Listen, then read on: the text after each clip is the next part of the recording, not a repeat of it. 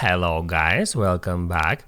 In this video I'm going to show you how you can easily sign out of App Store. Be sure to watch the video to the very end so you don't make any mistakes.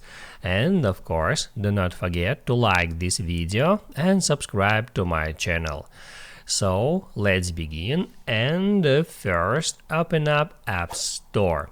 Then right here tap at your profile picture, and on that page all you have to do is just scroll down through all that big list of your apps to the very bottom, where you can easily find sign out button. You can just tap on that to immediately sign out from your App Store account. As you can see, now you are able to enter Apple ID and the password to sign in. Now you can write down in the comments below if you have any questions about that tutorial, and also I recommend you to check out my App Store tutorials playlist, which you can easily find in the description.